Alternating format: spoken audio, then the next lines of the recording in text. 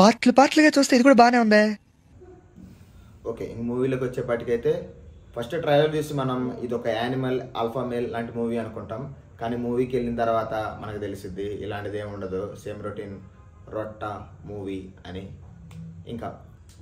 ఇంకా movie plot విషయానికి వచ్చేటట్టయితే ఇద్దరు హీరోయిన్స్ ఉంటారు. ఆ ఇద్దరు హీరోయిన్లో ఒక హీరో ఇంత ఆల్రెడీ హీరోకి బ్రేకప్ అయింది, అది ఎందుకు అయింది, తర్వాత హీరో నెక్స్ట్ హీరోయిన్ ఎలా కలిశాడు, మళ్ళీ ఈ హీరోయిన్ ఎలా కలిసింది అని చెప్పేసి మూవీ ప్లాట్ వచ్చింది. మెయిన్లీ డైరెక్టర్ గారు వచ్చేపాటికి, డైరెక్టర్ నీరజ కోన గారు వచ్చేపాటికి మెయిన్లీ ఫోకస్ చేసింది హీరో క్యారెక్టరైజేషన్ మీద. హీరో క్యారెక్టరైజేషన్ అయితే చాలా బాగుంటుంది. చాలా రోజులతో ఈ మూవీ అనేది టెక్నికల్ వాల్యూస్ పరంగా చాలా బాగుంటుంది. ఈ మూవీ మెయిన్ అంటే ఒక 4 క్యారెక్టర్స్ ప్రకారం చుట్టూ తిరిగి ఉంటుంది. ఇద్దరు హీరోయిన్లు, ఒక హీరో, కమీడియన్, వీళ్ళు నలుగురు చుట్టే తిరిగింది. మ్యాక్సిమం 70% ఆఫ్ ద మూవీ ఈ నలుగురే ఉంటారు.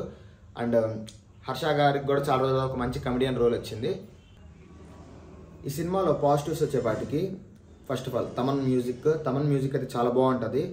మూవీ మీకు బోర్ కొట్టకుండా ఉందంటే మెయిన్గా ఈ మూవీలో తమన్ యొక్క మ్యూజిక్కే చాలా బాగా ఉంటుంది. మ్యూజిక్ మీకు మంచి సౌండ్ సిస్టమ్ ఉన్న థియేటర్కి వెళ్ళండి, అప్పుడు మ్యూజిక్ మీరు బాగా ఎంజాయ్ చేయగలరు. నెక్స్ట్ వచ్చేపాటికి హీరో క్యారెక్టరైజేషన్ నీరజ కోన గారు చాలా బాగా రాశారు హీరో క్యారెక్టరైజేషన్.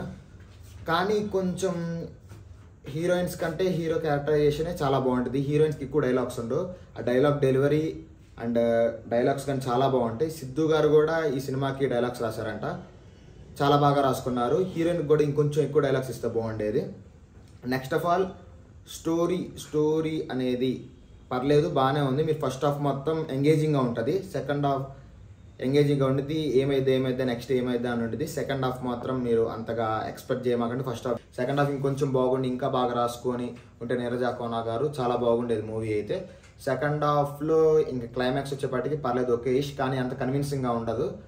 ఇంకొంచెం బాగా కన్విన్సింగ్గా రాసి ఉంటే సినిమా గుడ్ నోట్తో అంటే బయటకు వచ్చే ఆడియన్స్ చాలా పాజిటివ్ వైబ్స్తో వచ్చేవాళ్ళు. సినిమా అయితే మ్యాక్సిమం 1 టైం వాచబుల్ అండి, ఒకసారి చూడగలరు అంతే. ఇంకోసారి చూడాలంటే బోర్ కొట్టేది. డైలాగ్స్ అండ్ సిద్ధు గారిది one man show, and Harsha గారికి చాలా రోజుల ఇదండి మనం తెలుసు కదా రివ్యూ. మీరు కనుక నా ప్రిఫరెన్స్ అయితే సెకండ్ ప్రిఫరెన్స్, ఇప్పుడు రిలీజ్ అయిన 3 మూవీస్లో first movie dude, second movie తెలుసు కదా, అండ్ థర్డ్ మిత్రమండలి మ్యాక్సిమం అవాయిడ్ చేయండి, మీకు తలనొప్పి పుట్టించింది. అదే నా రివ్యూ. ఈ సినిమాకి నేను ఇచ్చే రివ్యూ అవుట్ ఆఫ్ 5 2.5.